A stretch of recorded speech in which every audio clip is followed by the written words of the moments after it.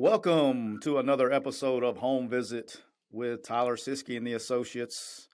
And today we are joined by, I guess we can call him the original associate. Way back. I don't know. I'm starting to lose track here. It's been a minute. We've known each other for a while. The man, the myth, the legend. Do we call you? Are you still considered a Falcons quarterback? Or are you free agent? Yeah, until March. Until March. So until March, quarterback for the Atlanta Falcons, AJ McCarron. AJ, how we doing, my brother? What up? Doing awesome. Glad I'm here. This is going to be dangerous with me and you on the podcast. We've never done anything like this. And so I want to tell the listeners, I guess, how we met and the story about when we first met. I took a job. I was like a career GA. I was a GA for a long time, got married and had to get a real job. And I take this job at St. Paul's in Mobile. And I go down there and I get there in like April, so I'm like, want to see, what talent we got and all that stuff. And so, I'm looking up because here's a quarterback here. And there's this young kid. He's in 7th grade. He'll be in 8th grade next year. And they just kept talking about this young kid for like 3 days. That's all I heard about was this young kid that was in 7th grade. And I was like, well, when are we going to see him to do anything? And he's like, well, they play this football game out on the skillet, which is like the little rec area up to school. You need to come watch him. So it's Tony Jones was in my ear like nonstop the whole time I was down here about this kid's going to be in 8th grade. This kid's going to be in 8th grade. And so I go up there and there's this little scrawny kid. I mean, I bet he didn't weigh like a $106. And was out there spinning it. And that ended up being you, man. You were in 7th grade. That was April of 2004. That was 18 years ago, cuz. Yeah, golly. I'm feeling old. You are getting old, but here's the problem is the older you get, the older I get. Exactly. But how about this? This is what's crazy is like you're 5 years older than me when I met you. That's how. And it's really hard for me because in my head sometimes I still picture you as the kid that was playing ball in the skillet and then coaching you. And then we've kind of our relationships kind of developed and grown over the years, which we'll talk about. But since I got you on here, you're going to be my co-host today. And we're going to start off. We'll tell some fun stories that nobody knows about here in a little bit. But I know you watched yesterday. I have turned in, I was never a really big Bengals fan until you started playing for them. And now I liked them. And then I didn't like them when you left. And now that Joe Burrow's back, I like Joe. So I'm starting to pull for the Bengals again. How about the Bengals-Chiefs game yesterday? Did it take you by surprise or what? It did. I think what surprised me more than anything, one, Arrowhead's a tough place to play. So I knew if they got a big lead, they could run away with it. But man, I was just really shocked with how Pat played the second half. I just felt like he was trying to make too much happen rather than just be Pat Mahomes. Just get the ball out, get it to your playmakers, kind of. And they didn't, help him a ton. They had some drops and stuff, but I was really shocked just to see him have a meltdown like that. Hell, it almost reminded me when I was in Houston when we were up 24-0 on them to, go to the championship game. And so, and we had a complete meltdown too. So it was definitely shocking. Yeah, the thing that, that you, and we talked about a little bit a couple of weeks ago, but, that you see, because I've gotten to where I'm able to watch a ton of NFL games, and you see like this evolution. Like this year, he seems to be taking, everybody's playing too deep, everybody's dropping, and he's been very patient all year long. In the first half, he went through the same thing. He was going through his read, checking it down when he needed to check it down, throwing it underneath the whole game. And then in the second half, he came out, and it's almost like he reverted back to 2 years ago. He started forcing everything deep. And they were dropping 8 a ton. Right.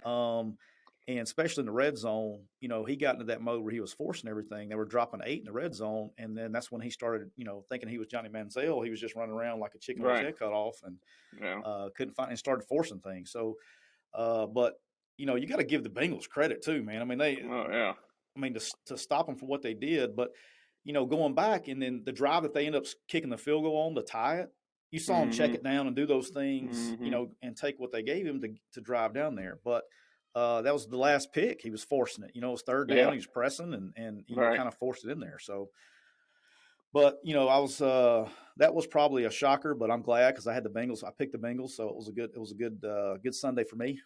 But yeah, I'm happy for the city. Hell, it's been since '91 since they've won a playoff game, and to achieve that this year, and hell, it should have been.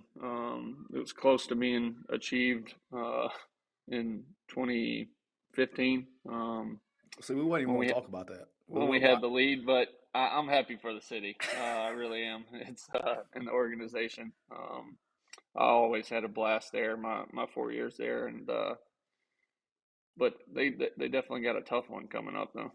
They do, but at the same time, I think they just played the best team in the league and won on the road. The thing is they got to, and you probably know more about this than anybody, but they're going to have money to spend in the off season. They need to spend it wisely because they got all these young players locked up on rookie contracts.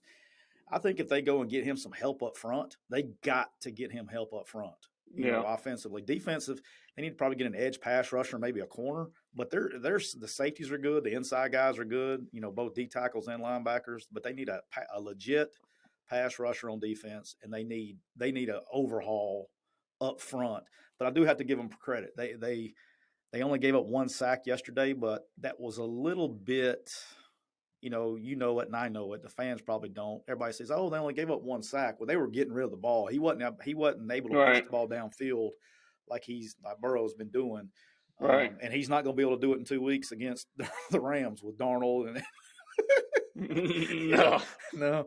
And him and Vaughn, like they got that's what I'm saying. They have a defense in LA. I think that's what separates them. That to me, that's why I personally think the Rams are the best team in the league. From an offensive standpoint, now, do they lack? And the only thing that does hurt them is they don't run the ball great.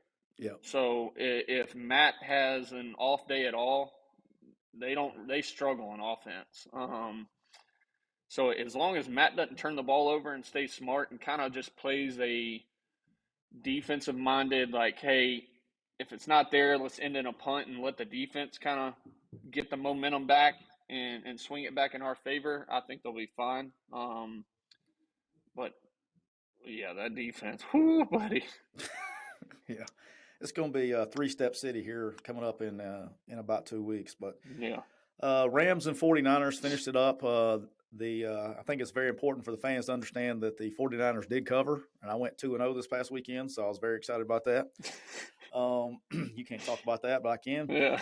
But the 49ers really good on defense, both run game and pass game. Probably, I know what the stats say. I think they're like ranked 6th and 7th, but they've had guys dinged up. Arguably, probably the most balanced defense statistically in the league. Yeah. And they're good against the run. They're good against. And they do it with bringing forward. They don't blitz a lot. Right. But offensively, they got Debo and they got Ayuk. And they got, their running game's always going to be good. They got George Kittle. They got pieces around them.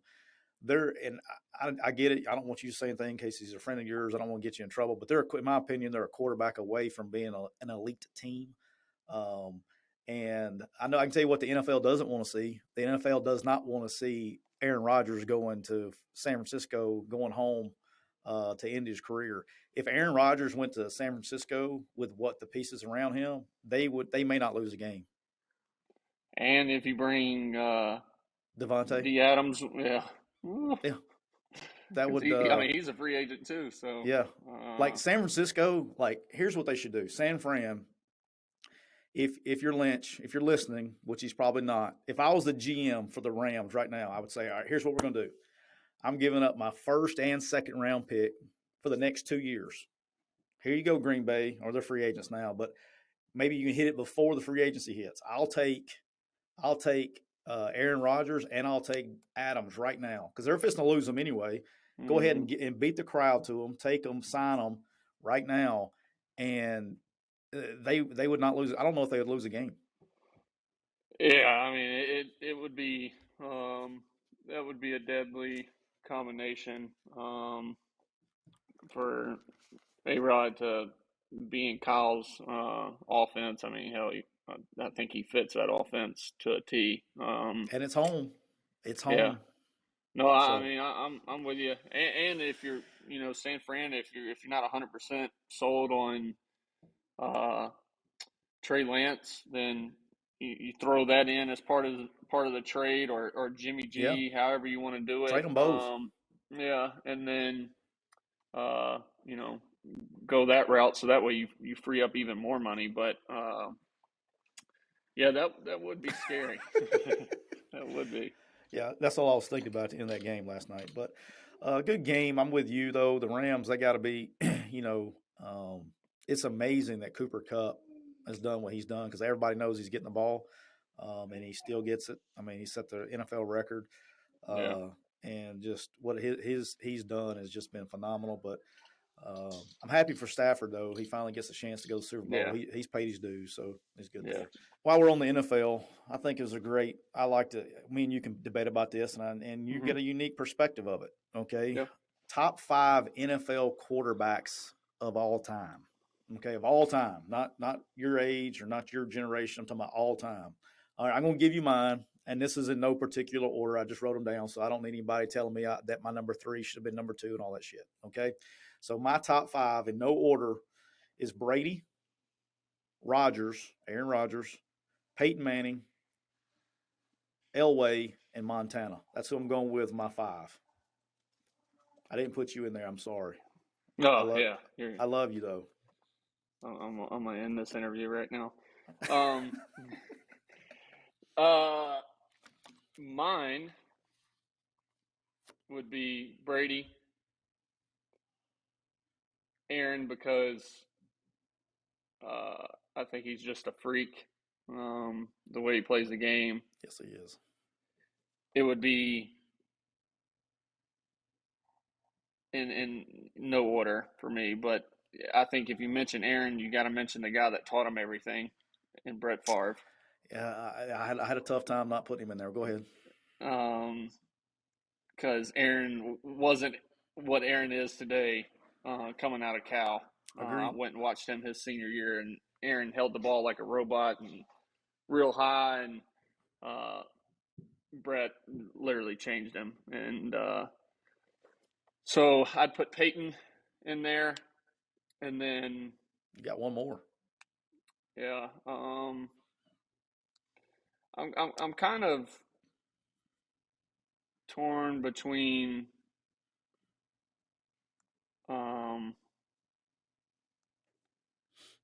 Drew Brees or Dan Marino. So no Montana. For me, you straight just slid Montana like to 9. No, I didn't watch. Yeah, like, you don't remember. You don't remember in that era. So, and I didn't watch. I watched film on everybody else. So, and the game was different. I mean, I get it. The game he won a ton though. No, he did, for sure. But, and the only thing that kills Dan is the fact that he never got one. Yeah. So, and then Drew himself, Drew, I feel like, was just really showed that you didn't have to have a strong arm, and be able to throw the ball like it was coming out of a cannon. So and you didn't have to be a big guy. I mean, he was a small guy. Yeah, right. So I feel like he changed the game in a way. That's another thing people don't realize about Drew Brees. I don't know what he's listed height-wise. He's not very tall. No, he's little. I mean, he's not. Me and him, like. I mean, I'm not a big guy, but he's not overly impressive size-wise. Yeah, for sure. But he's like listed like 6'1", 6'2". I'm like, no, 5'10"ish. Yeah, 5'10"ish maybe.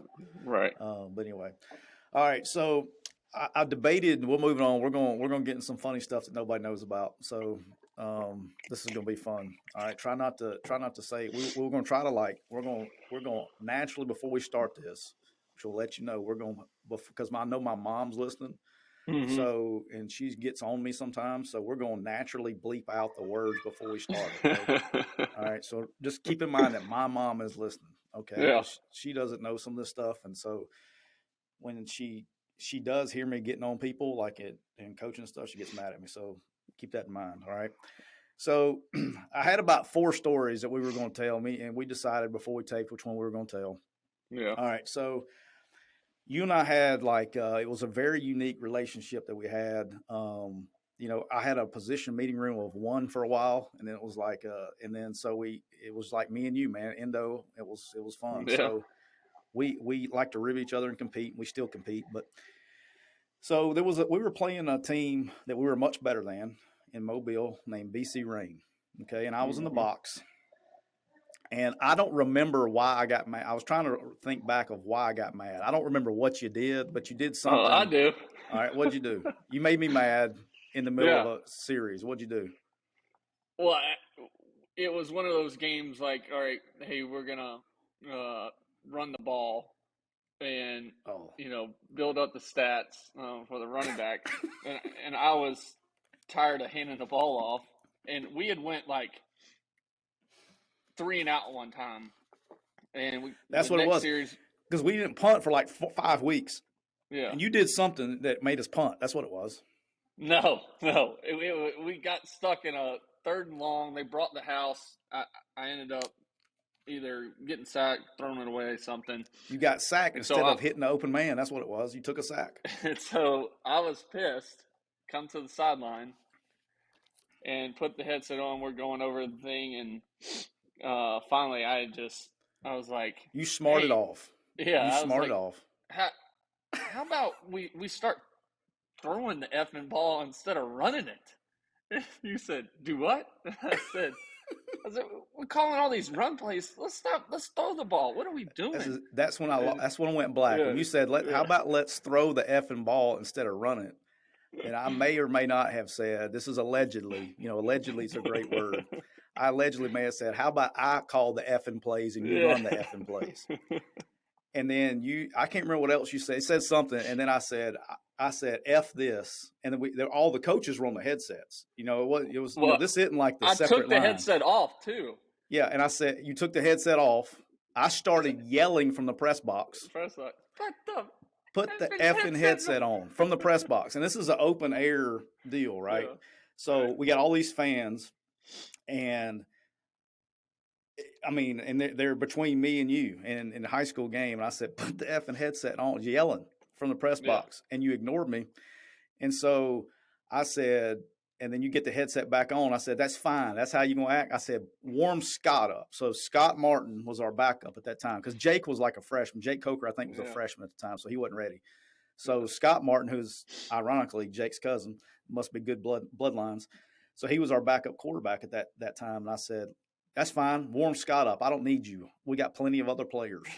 and so we're sitting there, and I'm still undressing you, and I'm not in a good mood I was cranky. I've grown to be much softer, by the way. Do you know that I've gotten older, I've gotten softer.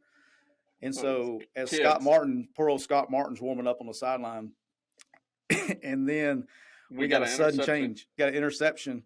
And then right in the middle of me cussing you out, I said, okay, here we go. Let's go. Rockets red 4 vert. Let's cut the throat right here. And you just put your helmet on. That's how we did it back then. That's how we did it. That was 100%. That was, man, I can remember that just like it was yesterday. It was literally like I saw the interception happen, and then in the middle of like going off on me, all right, here we go. Just go out on the field and just start going back to it. But, and then you don't know this part. I think it was Thomas Smith, our offensive line coach. So you got your helmet on, you started going back out there, and he goes, hey, do you want me to put Scott in the game? I said, no, he's fine. Leave him go. He's good. But I will say this, like, you were a guy that from a coach's standpoint, you got to find a way to motivate your players. Yeah. I figured that out with you pretty early. You could take hard coaching, and I think and we'll talk about that in a little bit. You probably take hard coaching better than any player I've ever been with. Now it was a lot easier because you grew up like that. Your dad's hard on you, and then you got it with me, and then you got it with Coach Saban, and I mean you've and then Bill O'Brien. You've had it in your career now. Yeah. You've had some guys, and that's how you respond. And I tell you're one of those that I couldn't give you 2 inches, because if I gave you 2 inches, you would take a mile. Yeah. We were debating on telling the story. I did yell at you from one other time in the press box, and I was debating on telling the story how we were practicing 2-minute drill in a game that we were up on, and you decided to throw a go route on 4th and 4 just to pad your stats because we were going the game, and it was incomplete. That wasn't a good. Yeah, it should have been caught though. You overthrew him. No, him. It hit off his hands. Destin was literally almost caught everything. He was 9 yards behind the guy, and you overthrew him. Yeah, but you just could have thrown a little 2-ball in there.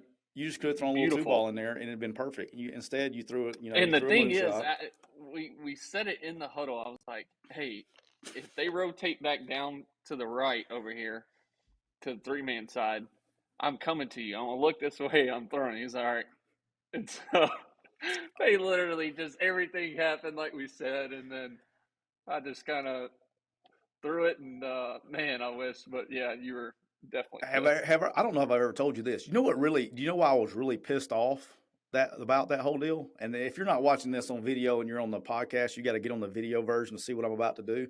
This is what set me off. I'm in the press box. I saw them rotate, and I saw your eyes go to Destin. That shouldn't have been where you were going, by the way. And just for the record, the I forgot what you called that route. The cross-face route by number 2, which is where you're supposed to go with the ball, was uncovered, okay, and where you were supposed to go with the ball. But this is what pissed me off, is when you looked at Destin and you came set and you got your hands ready to call for the ball, you pause for a second and you look and you make eye contact with me in the press box. Like, all right. And I'm like, you little shit. I was like, you little shit. You're about to do this. And like, you looked at me like, ha, ha, ha, this is what I'm about to do. And then that's what set me off, is you actually you took the time in the middle of before you took the snap to look over and make eye contact with me before you did what you knew you were going to do. That's like your kids. Now you got 3 kids, so it's like your kids looking at you right before they know they're going to do something, they still do it just to spite you. So yeah, that was that one. That was that was fun. I'm going to tell you one more quick story. I had you early. I'm probably going to make some people mad when I tell this story. I don't know if I've told you this or not. So I knew you were talented. I had you, you started as a freshman, but when you first came to me, what we would do is we had a senior quarterback, right? And so what we would do is you and Pat Brown, who's now flying A-10s for the Air Force, great athlete, but he was a senior and you were a freshman. And so what we would do is we would go, all right, you got two series, and whoever has the hot hand will continue to play. Right. And so I knew you were talented, and I knew I had to do that. I was forced to do that by the guy who was the head coach at the time. And so, but I really wanted you to be my guy because I could do more stuff in the offense when you were in there than I could with the other one. I don't know if I told you this or not, but this is probably, I'm going to make a lot of people mad by saying this, but I used to sabotage the play calls when Pat was in the game. So he wouldn't have the hot hand. And then I would like make yours super easy, to get. So I was like, look, I mean, he's hot, he's throwing completions, but I may or may not have called the protection backwards a few times. Oh God. Did you know that? No. Yeah, I would call. That's great. I would set the formation into the field and set the protection back to the boundary, and so they just bring strong pressure and just tattoo us. Would have nobody there, and yeah, I did that. I did that a few times. So I sabotaged the play calls on purpose, and then we call they'd be like a dead cover 2 team, and I call hitches in the cover 2.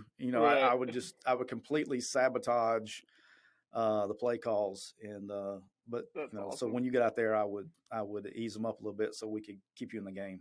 You didn't know that, did you? No, I didn't. But that's awesome. You think Pat's gonna be pissed when he hears this? Pat probably not. His mom, yeah. His mom's gonna be really pissed. Miss Michelle's gonna be pissed when she hears this. Yeah, sabotage play calls. But yeah, but we still won the game, so it didn't matter. I mean, we won the games. Yeah. That's all that counts. I mean, hell, we brought them their first state championship. So yeah, and they've been doing pretty good since. So yeah, that's that. So all right, so let's the last thing I want to tell that this is we talk a lot of recruiting on here.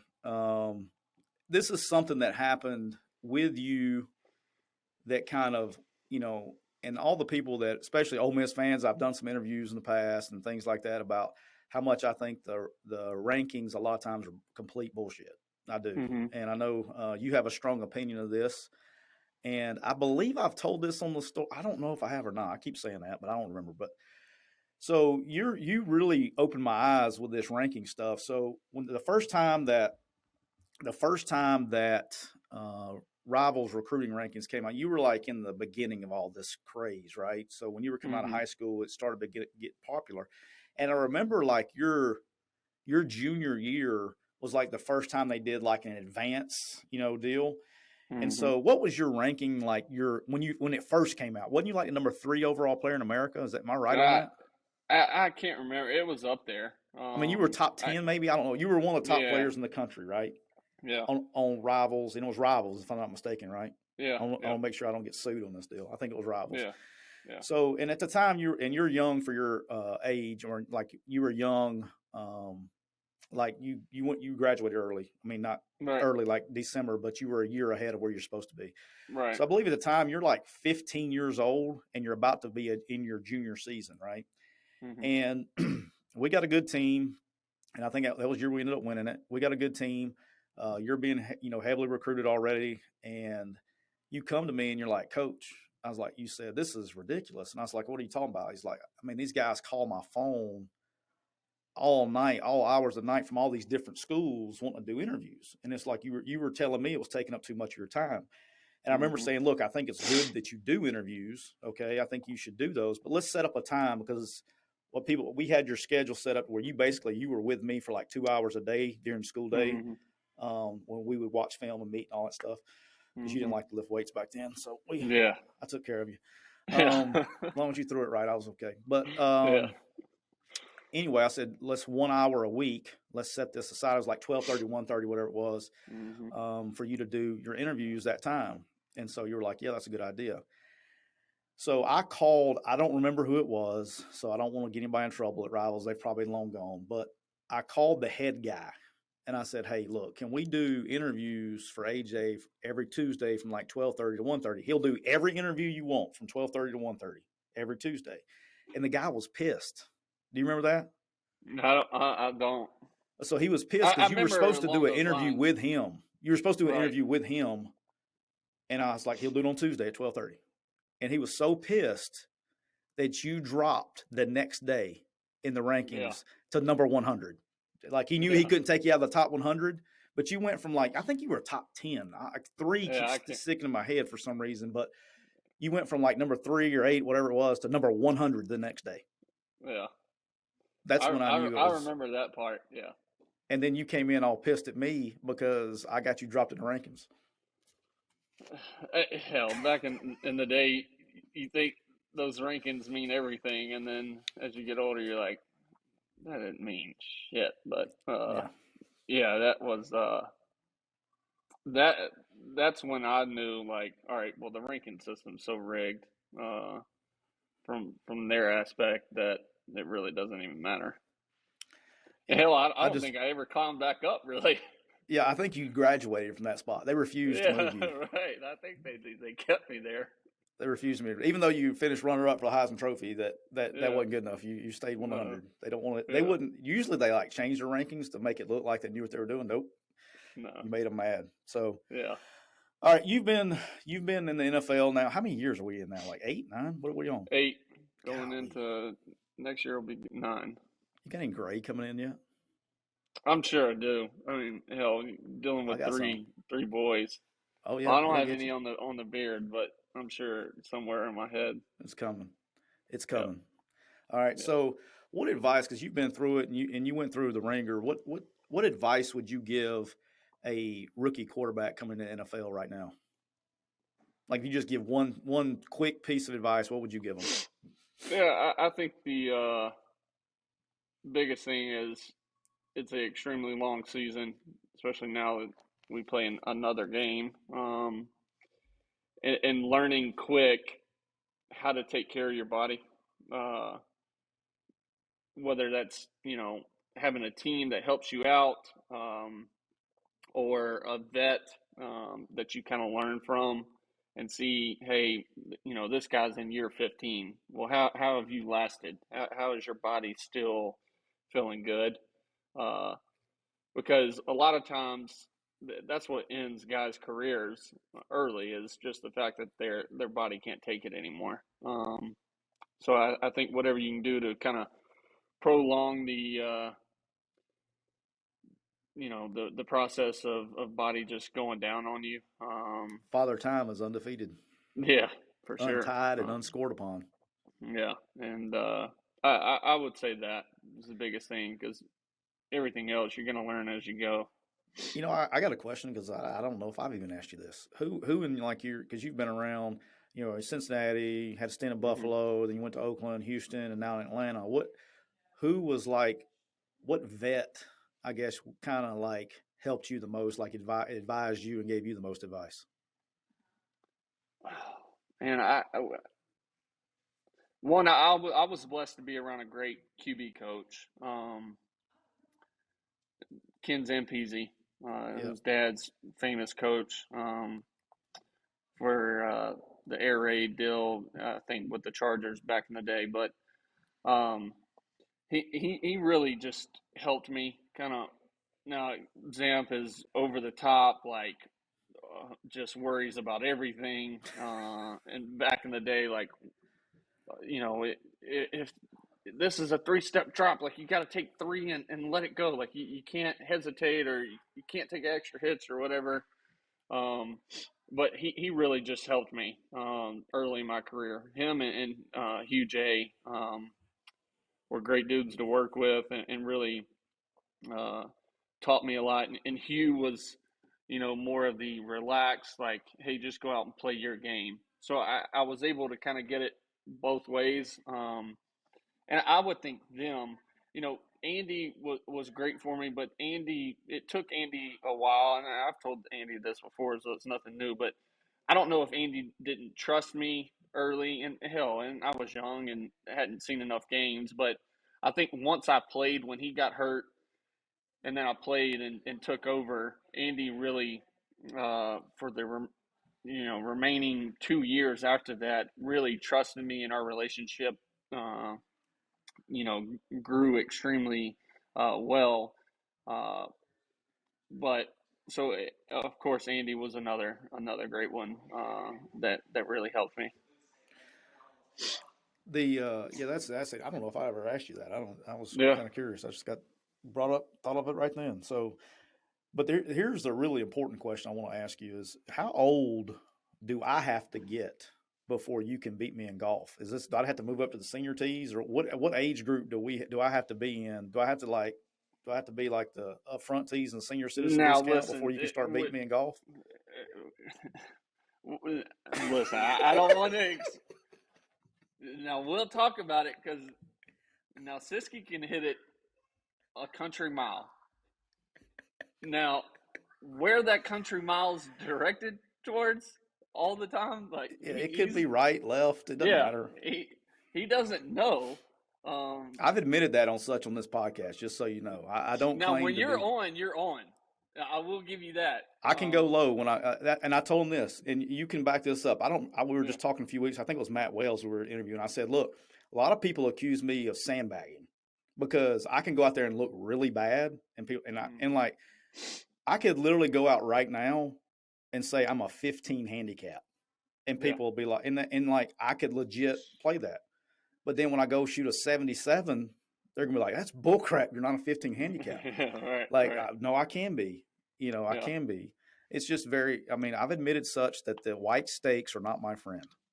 Yeah, I'm the same way. Hell, there's been days, well, especially over the past couple of years, when I got a swing coach, and So you cheated. You didn't go I'm all natural. You cheated and went to coaches. Listen, I went all natural. I went as natural as you freaking go, because my first clubs were your old club, Mizuno blades. That's right. I That gave you were your first set of way clubs. too small for me.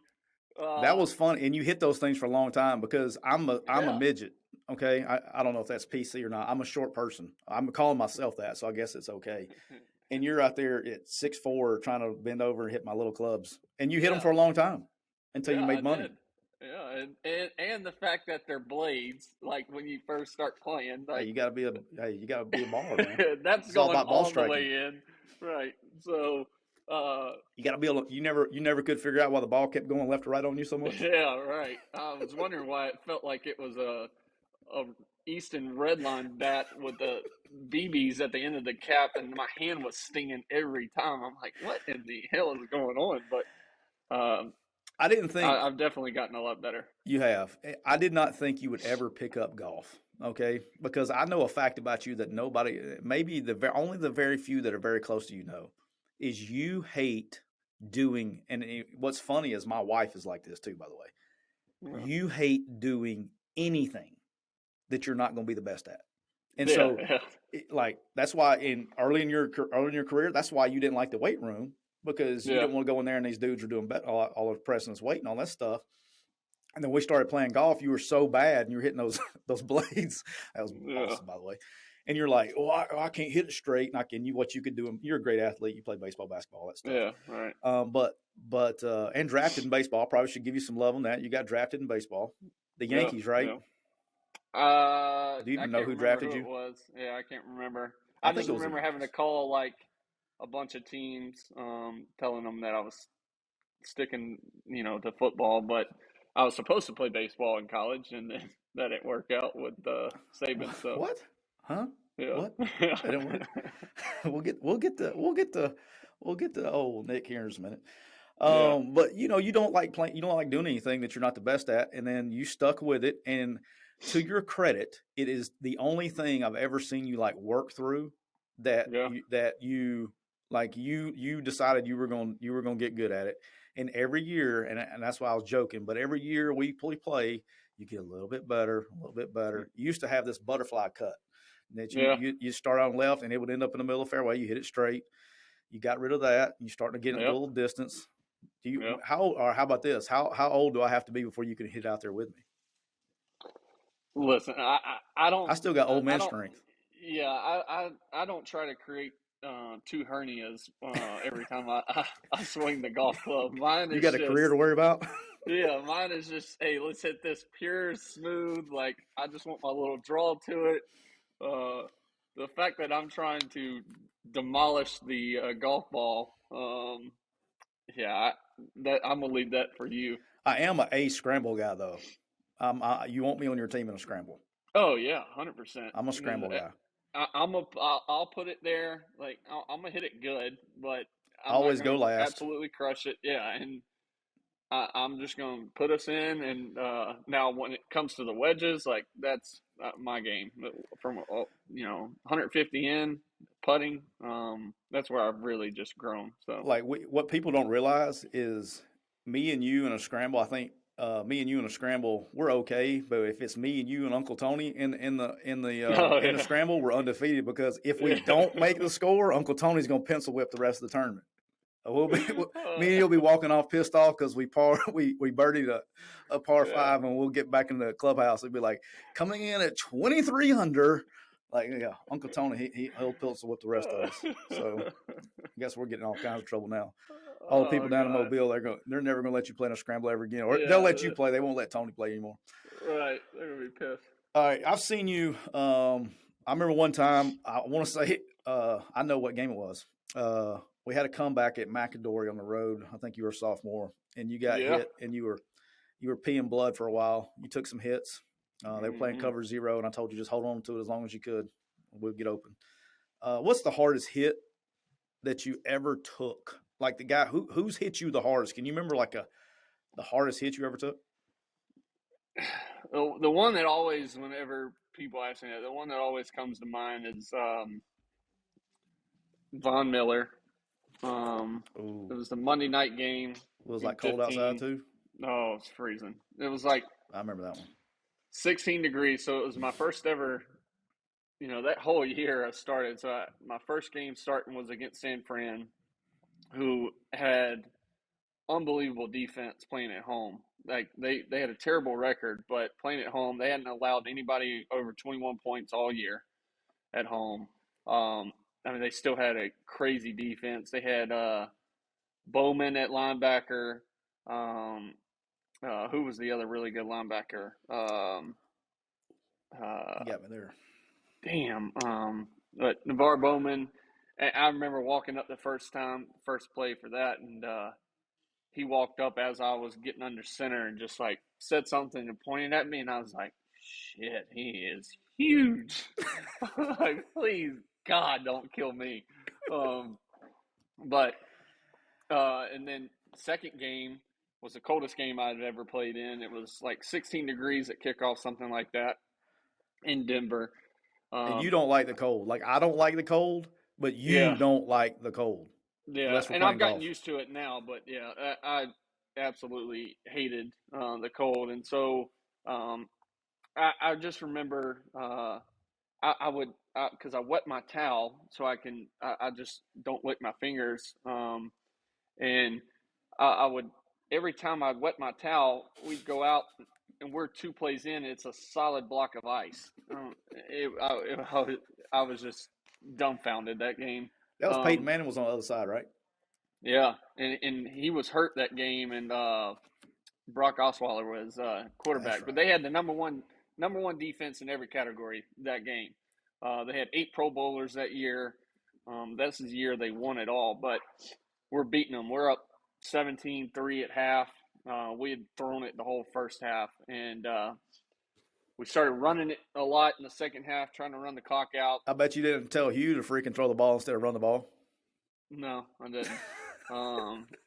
I didn't have the pull at that point. I was kind of just playing. But the second half we had a big third down. We were backed up. I think we were inside our own 10-yard line, and we were in trips right. We called trips right 3-jet Delta. Delta was our all go. I had Muhammad Sanu at number 3, and they went into a cover 2 deal, and I first caught it, moved the mic a little to the left, and then I came back to peek Sam and try to just give him a quick shoulder, and I was just going to kind of throw it a little blind, but I knew Mo was going to be in the middle right there. It was 3rd and 14. And as I'm doing that, and I go to give the shoulder, I see, up front they had DeMarcus Ware on one side, Von Miller on the other side. They had Jackson and then somebody else inside. Well, they had put DeMarcus and Von on the same side, on the right side. And I'm like, so I see it all happening as I'm going back. I can kind of tell, and I see him running a stunt. Well, the center goes left, and Von loops, and I can't remember who was, maybe Clint or somebody, got hung up riding the inside guy out, and Von is looping right up the middle, just untouched. And I'm like, oh, this ain't going to be good. So at this time, this is second half, remind you, we went in at halftime, and it was night at this point. We came out in the second half. It literally felt like I stepped on another planet. Like it was so cold. I literally couldn't move. I remember one time, like, we got a turnover or something, change of downs, and I waited to the last possible second when he was calling the play to get off the bench, the heated bench, because I was so cold. But and I see Vaughn just coming, and I know, like, I'm just gonna have to take this shot.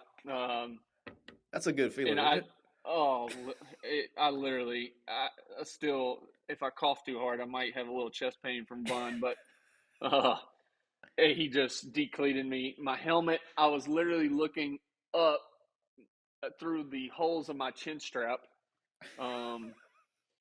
when I was laying on the ground, and yeah, I remember he was like, "Jay, you good?" And I was, at least it was nice of him to check on me because he probably thought I was dead. But Yeah, he yeah, checked on you. He just asked you if you was all right. yeah. So, but no, that was definitely, I'd have to say, one of the hardest hits I've ever taken. I remember that one. I do Yeah, remember that one because that was like one of those you saw was coming, and then yeah, you don't have a choice. It's just no put your big choice. boy britches on and take it. You Right, know. you got to. All right. So you and I also have, we got a lot in common. I think that's why we get along so much. But one good thing that you and I have in common is we've both had our ass ripped many a time Oh yeah. by the greatest football coach of all time, and that's Nick Saban. So I've never told mine on here, but what's the best ass ripping that you ever took from Coach Saban? What's the one that you won't ever forget? Well, the one that always comes to mind, and if anybody ever watching this asks Coach about it, hopefully he remembers it. But we were in practice, um, and the OCs I had with McElwain and Nuss. Well, they both would let Saban just get under their skin, and they would just get so. Matt would just get mad and would go into the dumps. Nuss would just worry about everything. And Nuss is one of my good friends, love Freaking him to love the death. guy. With Yeah, the he's Cowboys, awesome. quarterback's coach for the Cowboys now. For those Yeah, that don't know, and so we were in practice. This is, I think, spring ball, and they were working on certain blitz packages, and I had seen all their blitzes. And so at this point, this is my senior year, and at this point, I'm like, I mess with them all the time. I would you had a when lot of we, leverage at that time. yeah, I You would had no worry that you were not going to be the quarterback. right. And Okay. so I mean, even when we did Bama Jacks, like I'd break it down and jump on his ass and call him out, and he would get pissed or he would smile, like he would act like he was pissed, but um they were working on this blitz, and I didn't know what blitz they were working on, but I can see it. I'd seen it for many years, and so I'm like, you know what? And we were just getting just reamed Oh yeah, in because all he practice. scripts. Did you know Yeah, he scripts like for defensive success? So like he was yeah. trying to script you. We get pencil whipped all the time. Yeah, That happens bad. anytime you play for a defensive minded coach. Like practice is just gonna, and practice was never good if the offense did good that day. No, it was Like the worst practice ever. worst. And so only if the defense was successful against Yeah, our offense, which they should have been, was the yeah. You wouldn't have practice a first good. down all week. You wouldn't have a first Right. down all week in practice, and he was like, "We're going to kill them. We're great." Yeah. I'm like, "Well, I don't know how Exactly. we're going to score in points, but we'll go ahead." Right. And so uh, I'm like, at this point, it's just towards the end of practice, and I'm tired of it. And we're doing one of the last periods, and it was a throwing period, and so we lined up. It might have been like trips right, Joe Bama, and I All right, see the hey, all blitz. right. So let me explain to the fans what that is. Okay, so Jill Bama is going to be the inside guy. The number 3 guy is going to run a little pivot route off the. I guess that would be the Sam in a 4-3 structure, the Mm-hmm. outside backer, and then number 2 guy is going to run a dig like a 15-yard in right behind it, and you're going to hit the window between the Sam and the Mike. At the far right backer, you're going to hit the window with the dig, and you have alert on the outside. So go ahead. Yeah, and so they had been playing it, and so I'm like, screw it. I said, I'm just going to change the play. And so we get up there. I see it, them starting to move. I can tell what they're going to do. And so I change the play. And I hit Cooper, Kevin, or somebody for a huge play. It was like a 40-yard gain. So we run down, and we were backed up almost. We were on like the 5-yard line.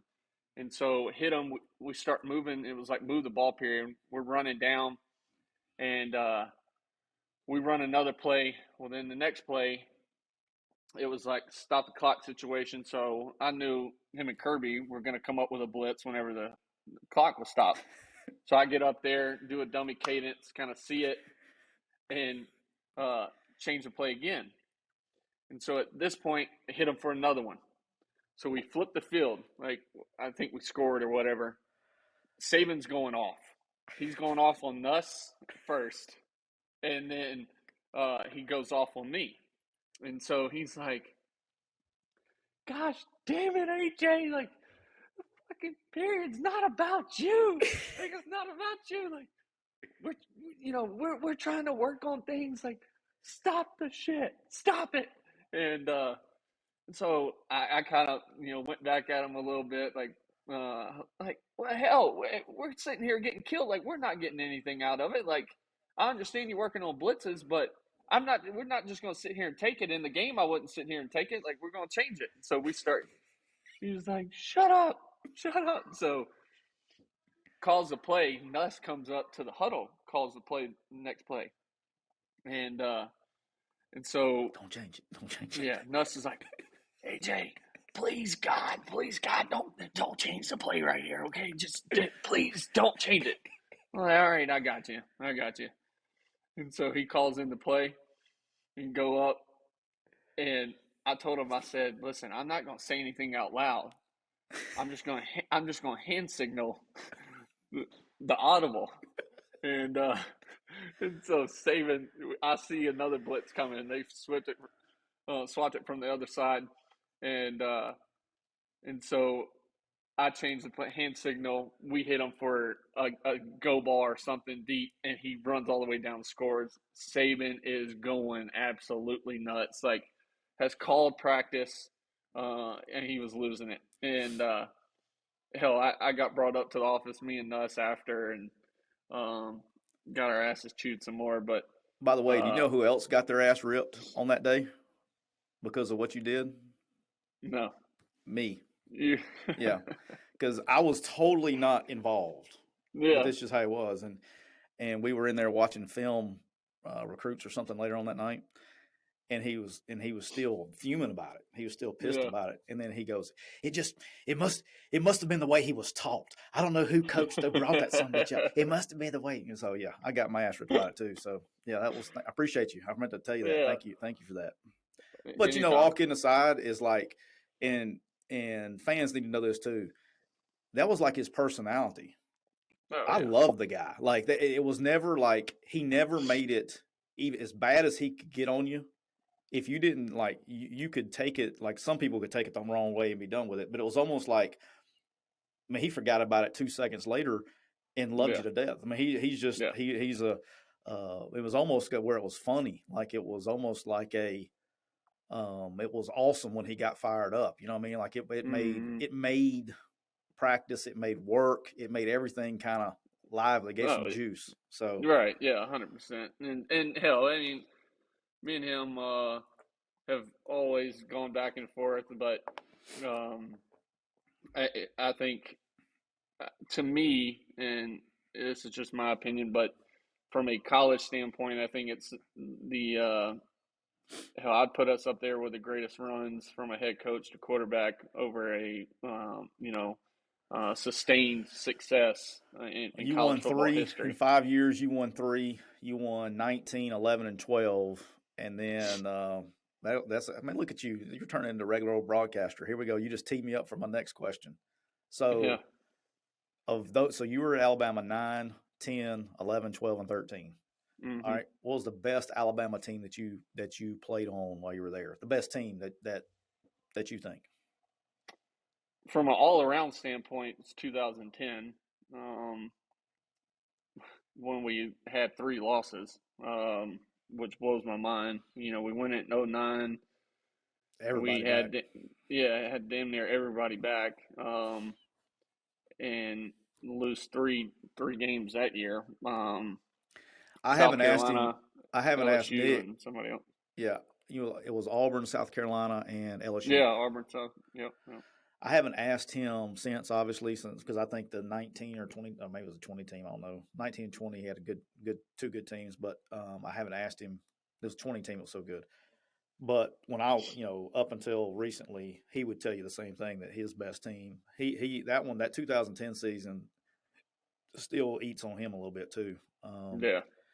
And then the 13 team, I know you probably had the most weapons around you that you had in a year.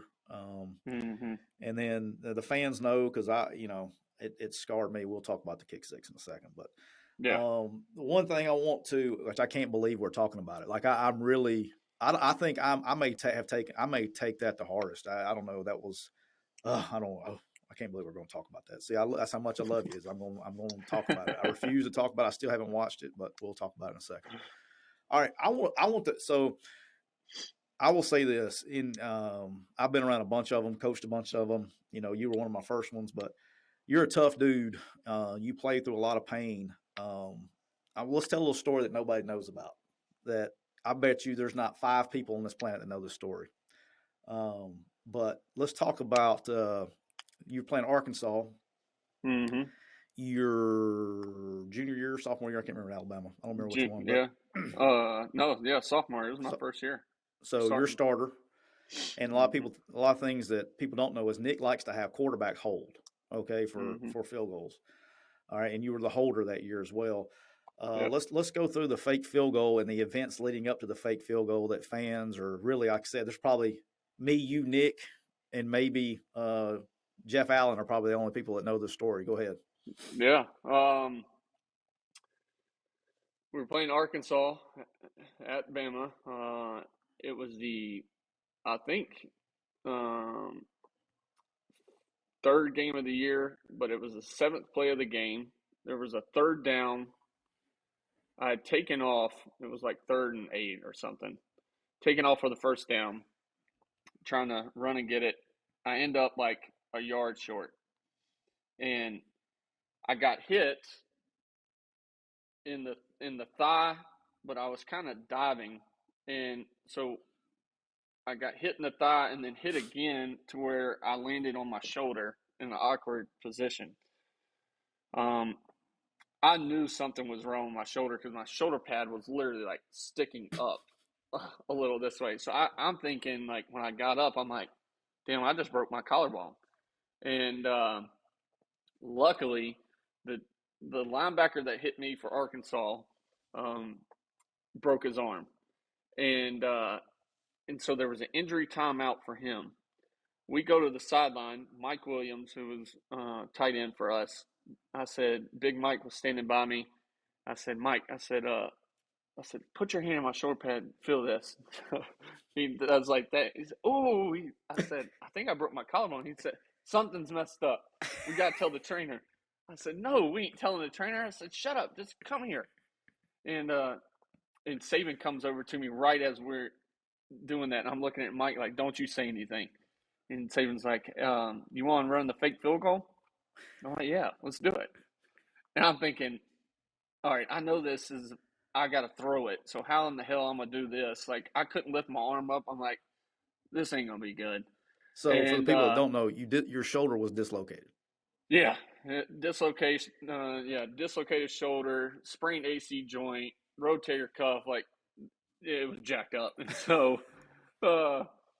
he's like, all right, let's run it.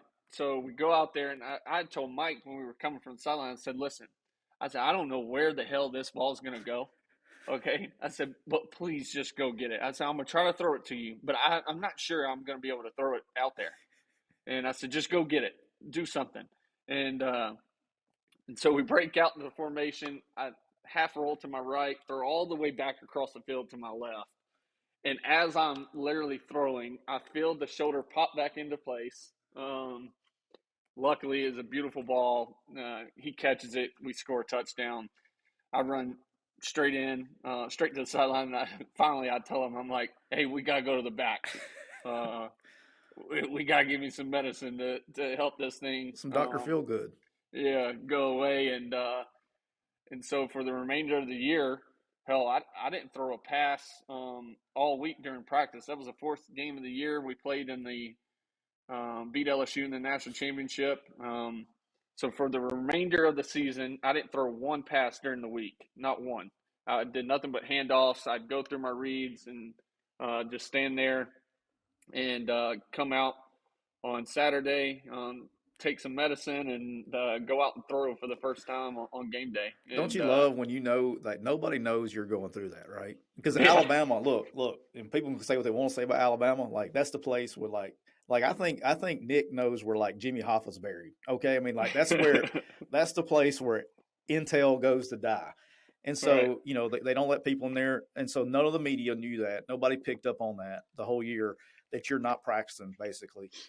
right, You had the black jersey on because all quarterbacks have black jerseys on, right? right. So nothing was ever out of, you know, AJ's fine. But doesn't it piss you off a little bit when people are like, I can't believe you missed that throw on Saturday? Like, Oh hey, you know, ass clown, I haven't thrown a ball right, all week, and that's my first ball. I right, missed by an inch and a half. Forgive me. right.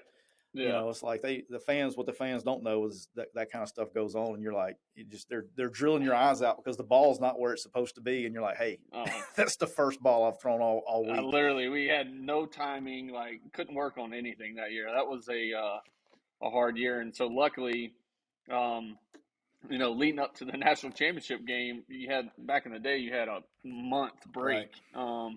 and I would literally get a shot once every 2 weeks just so I could throw during that period. So we at least had some timing, and it helped in the national championship game. And 2 days after that, I had surgery on my shoulder and got it fixed, and it was great my whole junior year, and then injured it again my senior year against Tennessee. But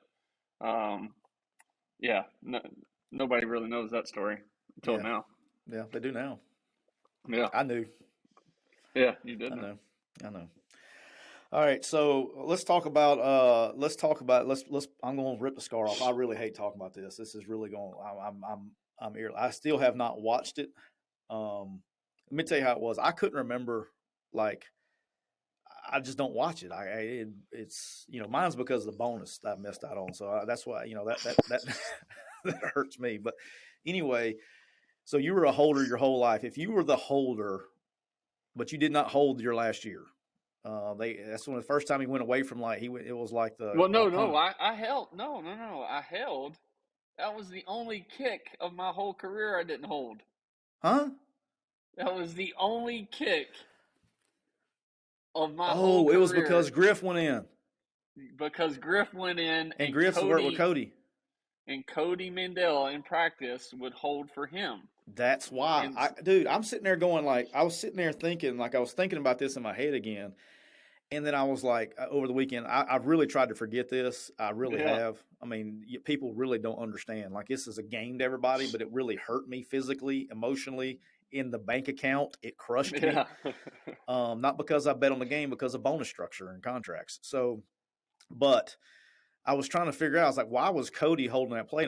And for whatever reason, I got to my head, I was like, I don't think he held the whole year. And then I was like, AJ wasn't hurt. I was I didn't know. But so Cody Mandel was the holder because we used our backup kicker because he could kick it further to try to hit the, whatever it was, a 58, I don't know, 59, yeah, whatever it was. I right. didn't know. But so here's the question. If you were the holder for that kick, would you have made the tackle?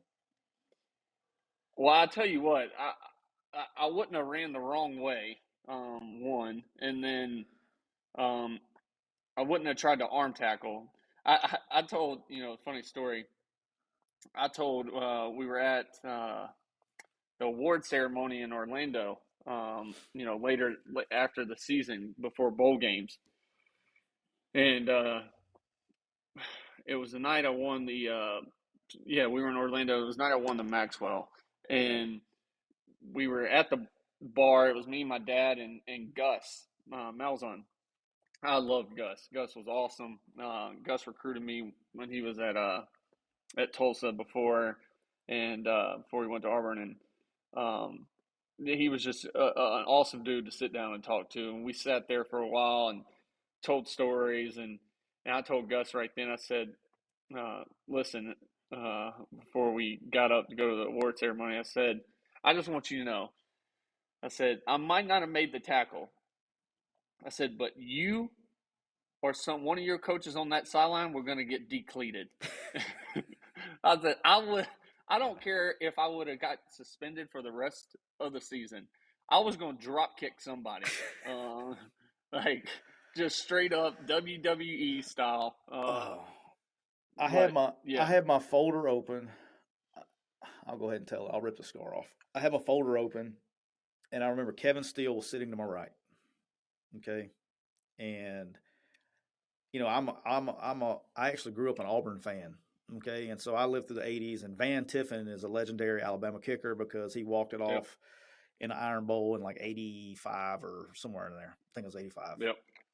Okay, kicked like a 53-yard walked off. Legend. I mean, the guys will never buy another meal in the state of Alabama ever. Okay. And so Griff's coming out, and Griff, we knew had a strong leg. And I remember slapping they were debating whether it was going to be 1 second on. They had this TV timeout or whatever. And I slapped Kevin Steele in the leg, and he took his headset, did his headset like that. And I said, there's no longer going to be a Van Tiffin. There's fixing to be Adam Griffin, and he's fixing to walk this thing off, and he's going down in lore. I said, let's go. And he kicks it, and what coaches do in the box, and if you're a coach listening, you know exactly what I'm about to say, is it's very hard when you're in the box to tell if a field goal is good or it's not good. So early in my career, I learned that when you're on the road, you're looking at the fans behind it. And if the fans are starting to rip and roar, you know it's no good. If they just don't do anything, it means it's usually right down the middle. And so when he kicked it, I looked at the stands, and I see the crowd, they're like, ah, and then they just go silent. I'm going, he's made it. And then it dropped, it was online. Mm-hmm. It just dropped. And so contrary to popular belief, a lot of people go, well, y'all should have practiced that. And you're here. We practice that every Friday in our walkthrough script before we actually went over that scenario the Friday before we went and played the game on Saturday. Okay. So that was practiced, but I'm watching. So I knew the lanes and everything. And Ed Stinson was our right wing. Mm-hmm. And so I see Davis come up and then take the left, as he's running down the Auburn sideline. As soon as he went to the sideline, I looked back to see where Ed was because he was contained, and then we had lanes coming in off of it. Like he was supposed to kick it back into traffic. And as Ed was running, he stepped right. He did not contain. He went inside of an Auburn player. And as soon as he went inside, I literally shut my notebook. I took my headset off, and I got up and walked to the elevator. I never saw Davis past probably the 35-yard line, and I was standing in the back of the elevator, and the elevator was just shaking. I mean, that place was rocking. No, it was rocking. And so I've never watched it. I've never seen it. I don't watch it anymore. We would have won a national championship. I feel very strongly about that. I've never won one. We played in the playoff the next year. You were gone, but I've never won one, and that was my shot. You know what I mean? And that one scars me probably to the day I die. That will scar me. If we just go into overtime, I think we win that game. Because we were throwing all over them. The only two things that haunt me that game, and the second one is because it's the only time Saban's ever come to me and been like, I regret this. But the first one was one of our last drive. We had a bad snap. I pick it up, and I literally, as soon as I got it, I saw a window, and I threw the skinny post to Coop. Yeah. And Coop catches it, 10 out of 10 times. And this is just he takes his eyes off. He's in between the window, the safety corner, perfect, wasn't going to get hit.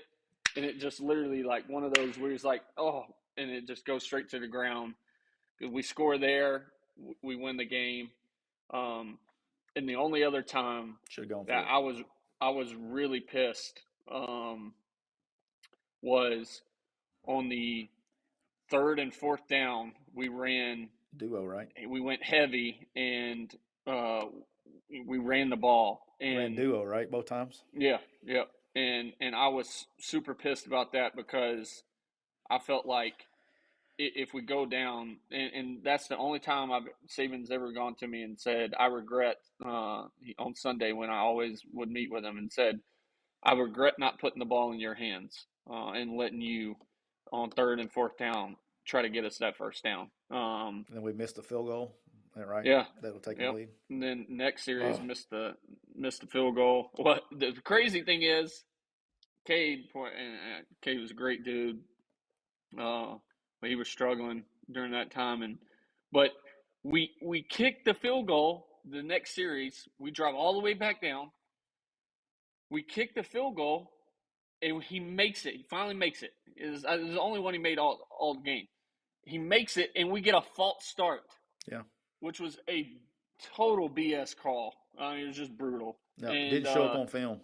Yeah, didn't show up on film. Like, it was just a bad hell. I think when we turned it in, the SEC came out. I have and said, talked about that on this podcast. Not that play, but that is one that when we turned it in on Sunday, they come back and they say, "Yeah, we missed that one." Well, thanks, we lost the game, and that cost us a national championship. Right, exactly. Because we make that. Now we go up 10, and there's not enough time left. They can't tie the game. Right, they can't. There's no way. And so, and then we get that false start. He makes it, and false start. We go back, and then he shanks it way hard left. And that was when they went down and scored with like 36 seconds left or something. Yep. To tie it up. And so, man, that was that was frustrating because we win that game. Hell, we win. I think win three championships in a row. Because I think we beat the brakes off of Missouri. They were not very good, and then I think we beat Florida State for sure. Yeah. Crazy question, because I think I know the answer to this one. If we win the kick six game, do you win the Heisman Trophy that year? I would say so. Because you had an extra game, and then your Heisman moment would have been the 99-yard touchdown pass to Coop. Yeah. No, I think it would have definitely helped. Because you finished second. For the fans that don't remember, and you finished second behind Jameis Winston. Jameis Winston. And you would have had the extra game, and then your Heisman moment would have ended up being the 99-yard touchdown pass to Coop. Yeah. Yep. That'd have been fun. Part of it. Yeah, part of it. Part of it. All right. Loudest stadium you've ever played in? Whew.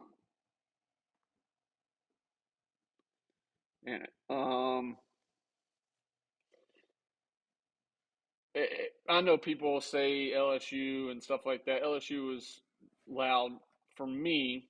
The one time I played in the Swamp, again, my first year starting,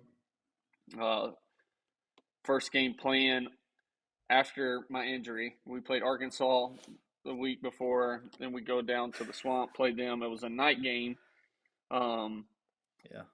They got the ball. He had John Brantley at quarterback. They got the ball opening kickoff, touchback.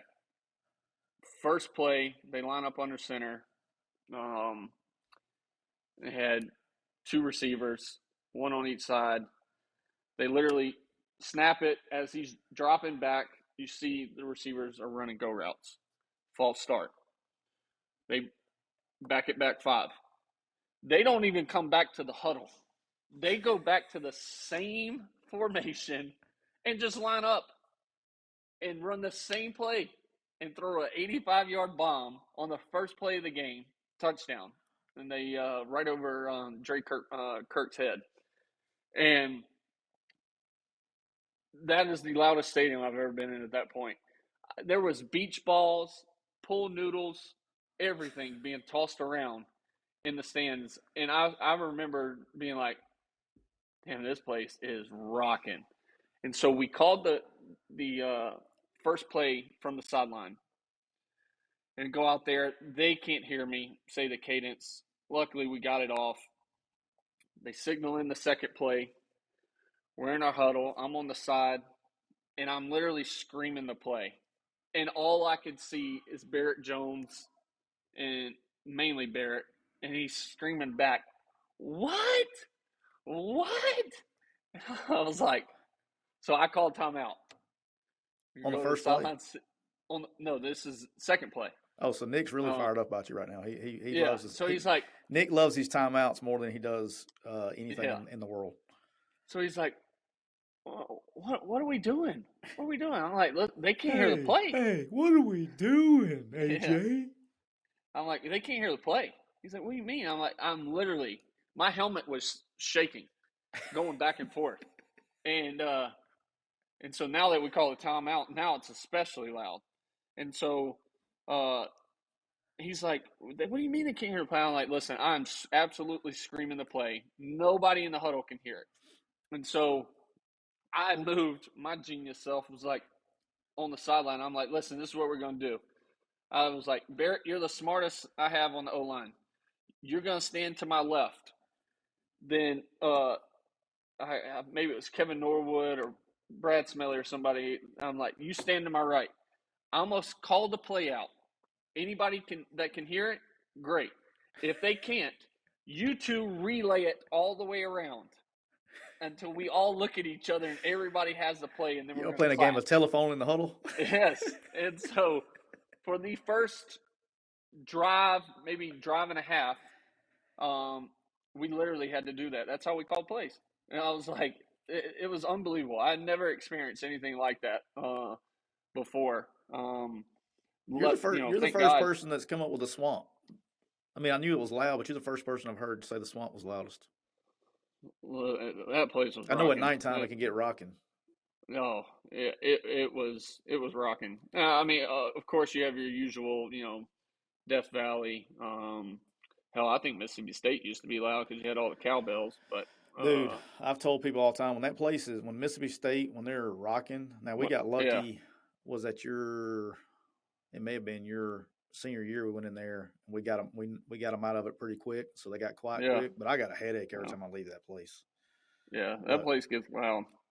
I go ahead and take 2 BC powders to start the day. So speaking of BC powders, that's a good transition. We both have one other thing we have in common that we love is NASCAR. Yeah. So, when AJ and I go to Talladega and we have a strict no cell phone policy. And so over the years, I don't know what year this was. This is definitely the story we're going to tell. There's some things we can tell, we can't tell because it's a strict no cell phone policy. Yeah. All right. So one year I'm at South Alabama and Joey Jones, Kane Womack, who's now the head coach, he comes up with us. Joey Jones, Bryant Vincent, who is the offensive coordinator at UAB, thank you, is there. And then my agent decides that he wants to come. He's never been, so my agent flies in. I said, yeah, come on, we'll take care of you. So I'm from close to there, and you and I know some people that work for the track. And then my man Greg Montgomery gets us hooked up with a bunch of stuff. He's a Chevrolet dealer for down there and all that stuff. So we get rolling. So I believe we were in your granddad's. We were on Speedway Boulevard, which is people that have been to the infield of Talladega. We got a lot of people from the Southeast that listen to this podcast, so they're probably grinning right now. So we would have who else? Whose other RV was it? It was your granddad's and whose? Who had the other one? Their buddies. Their buddy. His firefighter. Yeah, they're all firefighters. They would kind of like put the RVs to where everything kind of went on in the middle. And we were down I guess I won't say exactly where the spot is located. Let's just say it's a big place in the middle of turn 1 and 2. Okay, at the end of Speedway Boulevard. And so my agent's down there, and he's not from the South. Okay, so we'll say that he's not from the South. And there may or may not have been some moonshine on the RV. Okay, allegedly. Okay. And so, and it wasn't like the hard moonshine. It was that moon. It was like the fine moonshine. Like it was like that didn't have any aftertaste.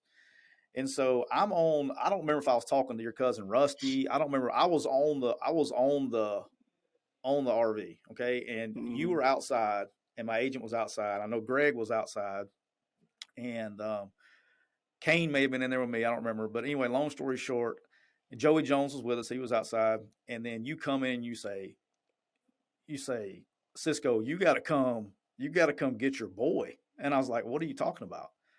And he decided he was like, everybody was kind of like taking a sip of the moonshine. and he decided to turn the whole thing up. And you said, you got to come get your guy. And I was like, what are you talking about? I said, he just killed this whole thing. And I thought he was going to die. I thought he was going to die. So we had to go sit him down. And luckily, hey, he was a soldier, though. He made it the whole night through. He made it. Yeah.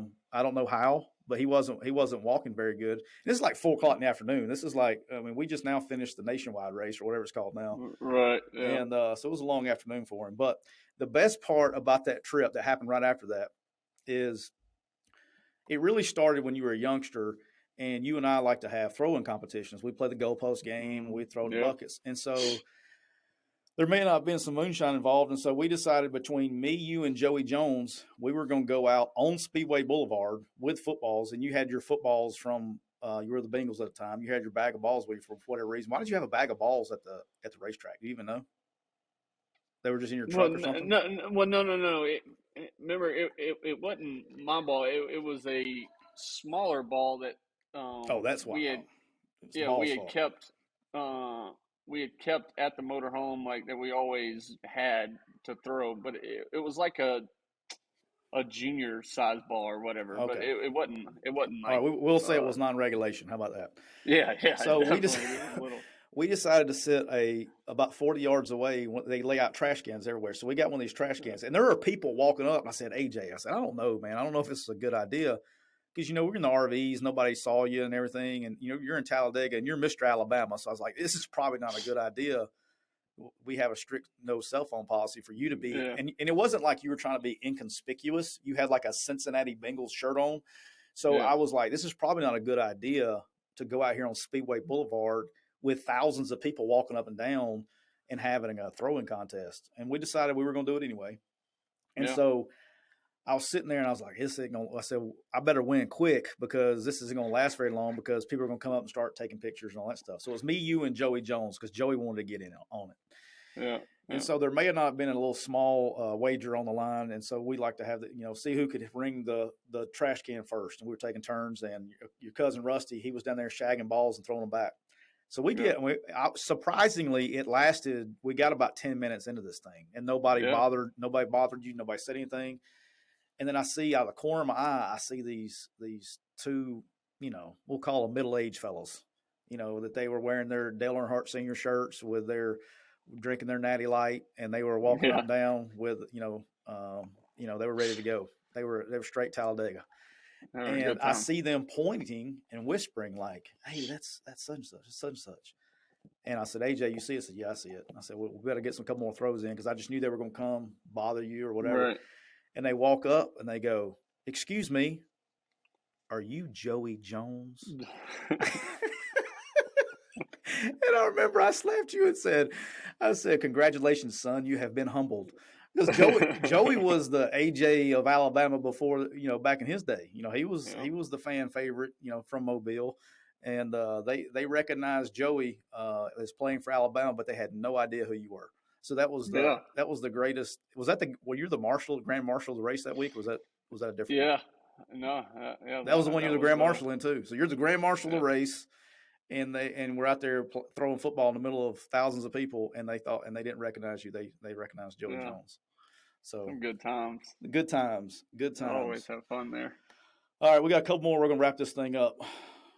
Key question is, since you're my tag team partner, do you believe in aliens?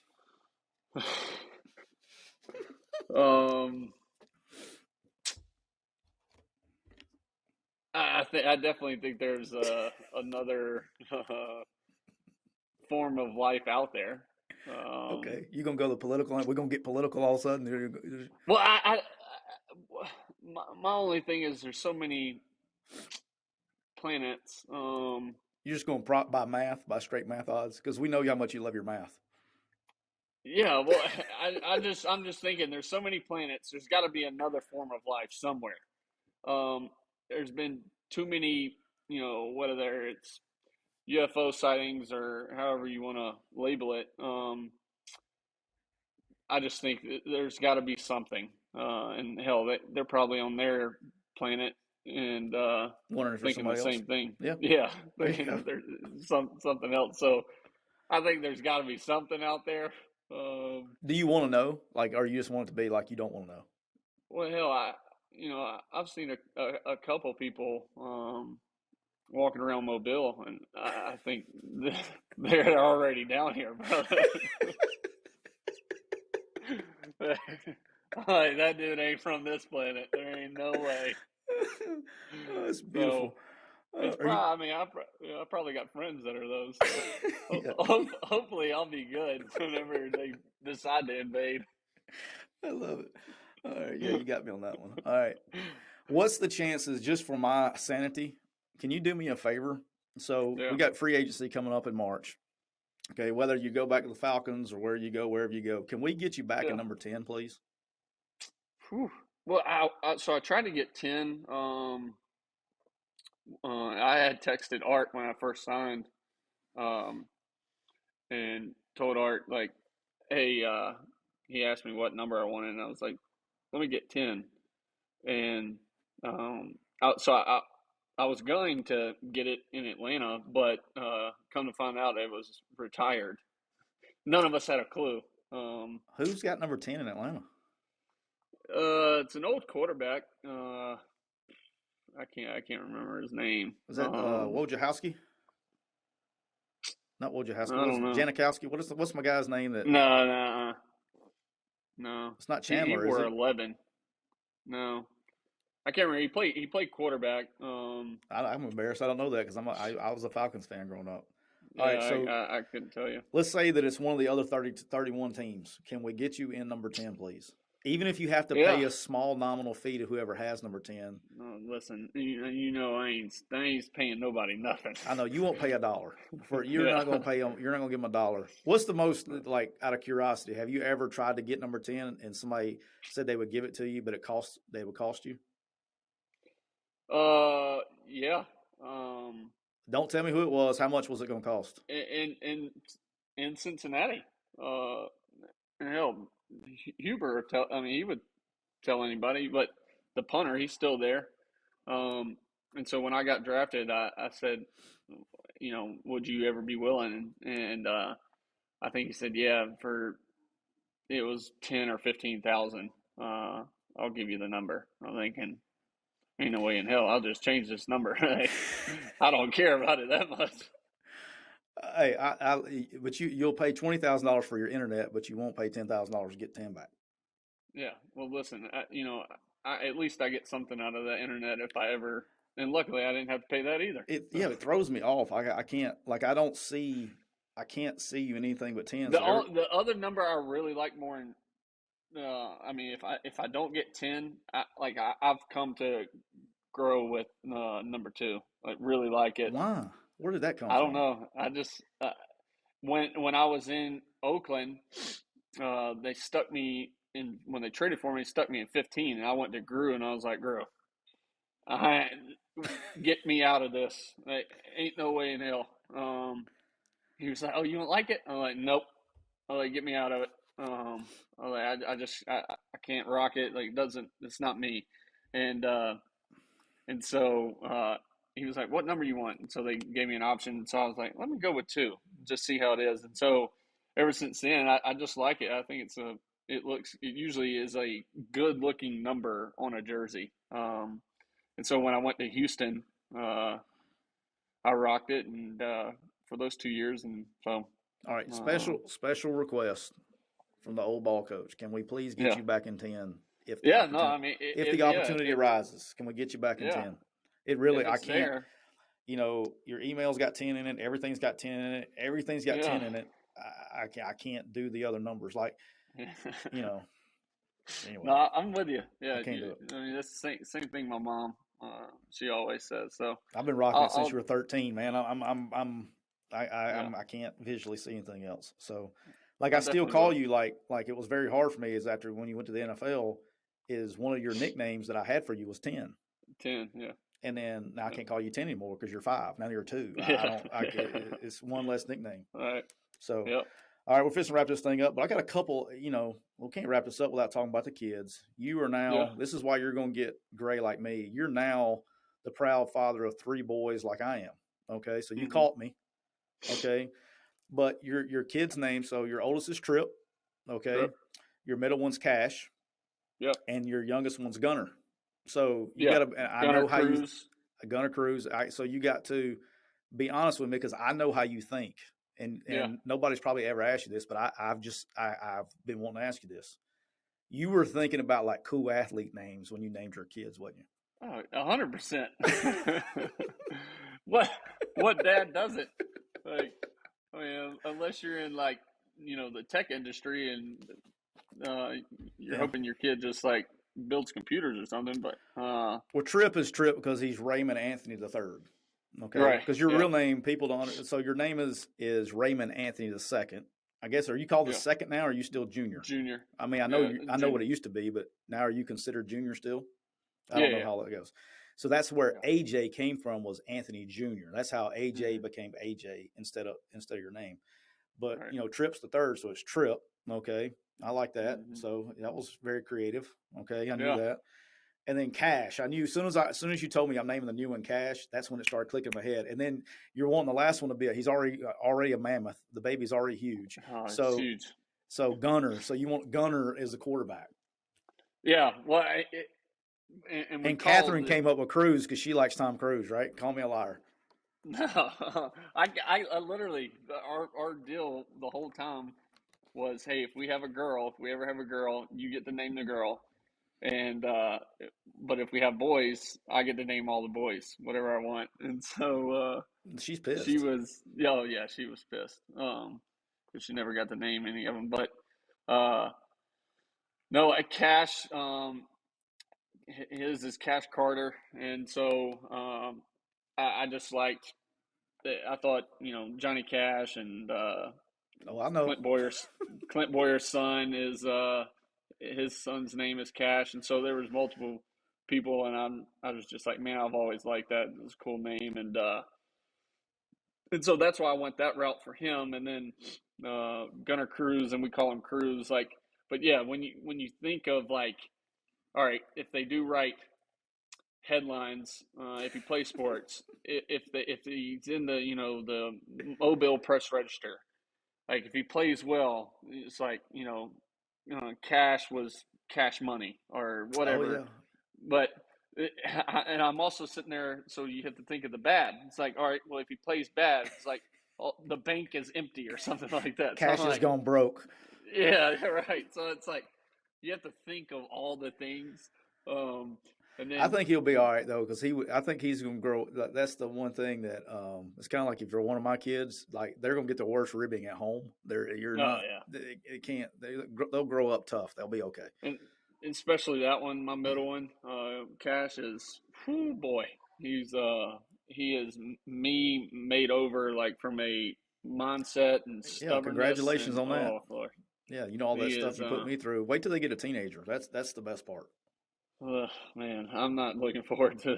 Well, I am, but we might have some fights. Me and him, he's gonna test me. Yeah, we me and my middle one's just like me too, and Yeah. we butt heads a little bit, and remind you would not you'd be like let me tell you how to deal with that one. All right, what's the best food that Catherine cooks? Man, she loves cooking. Like, she makes a Cajun style I see you shrimp looking and over there. You grits. trying she can hear you, so you're trying to get some brownie Yeah, well, points. I'm no. She what would you say? I mean, for me, it's shrimp and grits. Like whenever that's on the Shrimp and list, like grits. Catherine can cook she'll give shrimp it. and grits. Oh, dude, she makes a Cajun shrimp and grits that like is unbelievable. Like literally could easily go in any seafood restaurant around here, and she put like cut up Kaneka sausage with crispy bacon, like all kind of stuff in there. And it's just phenomenal. That she made a first time ever last week, red beans and rice, Okay. which was She put phenomenal. Made sausage in it everything too. from Kaneka scratch. Yeah, sausage in it. yeah. Oh, Made it from scratch. So she has a bunch of things. She's an excellent cook. Now I know not to push the limit on, because she's only going to cook like 2 or 3 times a week, like you can't. She's not a come home every day like she's gonna cook, because she ends up just getting to her limit where she's like, Well, yeah, she's got 3 kids because yeah, no, and I'm all for it. But I can already tell, like, all right, you cooked 2 nights in a row. Like, I'm not even gonna ask what's for dinner. Like, I'll you just just go go straight pick to something up. Fusaklis. Yeah, yeah. All right, how many times a week have you eaten? What's your average now? What are we down to eating at Fusaklis? How many times? Yeah, I haven't had the foo hardly ever. So in the off season, I try to limit bread as much as possible. Now I'll have it every once in a while, but in the off season is usually when we try to uh, either eat what she's cooking or eat a healthier deal of some sort. Because I know if I don't, then um, that's, when you take that 2 week break after the season, like you can gain 30 pounds like it's nothing. So I try to limit myself. The foo is one place when I go to Mobile, I'm going to eat. I'm going to find me a Oh, food and eat. phenomenal. Yeah, Yeah, I definitely go, like, as soon as I get back in town after the season, like that Dreamland, like, even though I haven't had Dreamland since I've been home either, because I know if I sit there, I'll eat a whole plate of bread with sauce. But with a sweet and low in the sauce. do what? I like to put the sweet and low in their sauce. Like you take a packet of sweet and low, you put it in their sauce, you stir it up, and you dip the bread in there. In barbecue sauce? Yeah. Really? No, not in barbecue sauce, in Dreamland's barbecue sauce.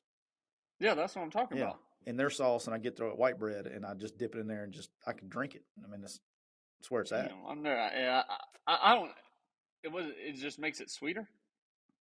I don't know. I just like somebody. I don't remember who. I remember it was Shane Sullivan. Somebody, one of them, showed me that trick one time, and I did it because we used to go down there all the time, because it's right down the road from St. Paul's. Right down. Yeah. And every time I go back, that's what I do. Hey, now that I'm living up here and you're down there, and we don't get into trouble as much anymore. Was Catherine really? Was she? Because she played like it was right when y'all first got married. So I just knew I was going to get you divorced before you even got started. But was she ever mad at you for when I would come over, like after we'd play golf all day, then we'd come over and go and do iRacing in the basement? Would she get pissed off? No, she's so used to it now. I mean, she doesn't care. She kind of just lets me. She's freaking giving you the cut stink eye right now. I can tell. No, she's actually facing the other way. She's got the. Yeah, she can't hear what I'm saying. She can't hear. You're in the headphones. Yeah. She can't hear what I'm saying. Yeah, no. But no, she's used to it now. She's a saint for putting up with you. I can tell you that she is a saint. 100%. Like, yeah, she's a saint. There's going to be a special spot in heaven because I tell you right now, I would get home. So my wife, I already had 3, and I think you had 1 at the time, and we would go play golf before. Thank you to the IAWP rule, NCAA, because I had about 2 months to where you and I played golf every day, all over the place.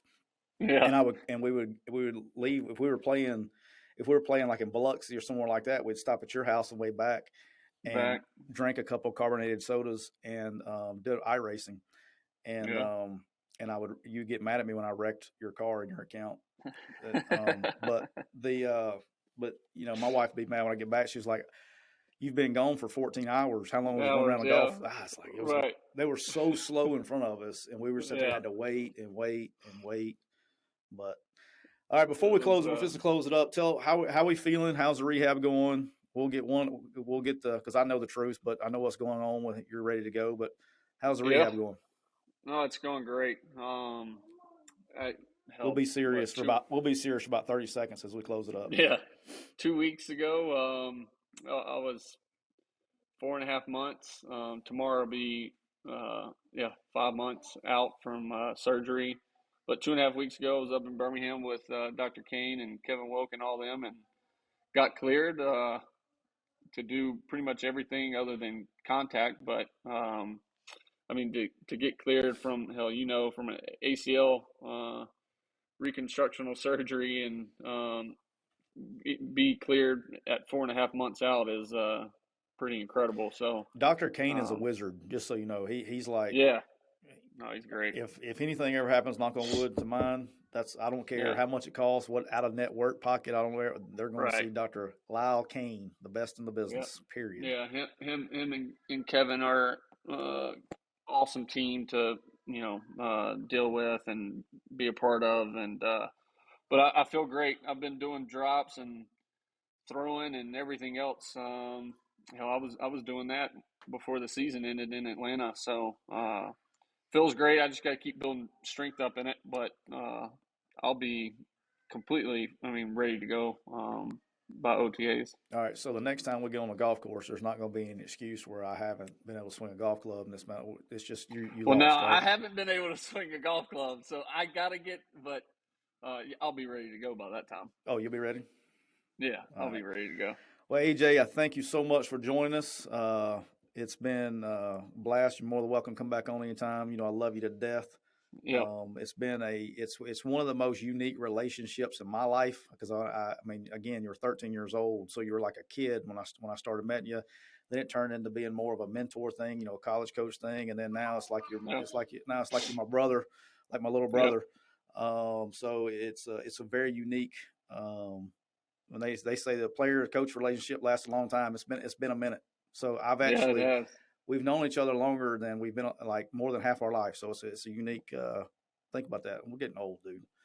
Old. So old. But look forward to it. Can't wait to see you next year wearing number 10 wherever you're located. Yep. And if it's in Atlanta, we'll just have to go buy it from somebody. We'll have to unretire it. Yeah. So I want to thank nice. AJ for joining us today. I appreciate you having me on. Love you to death. Like you said, created some unbelievable memories growing up, and look forward to many more. And until next time, take care.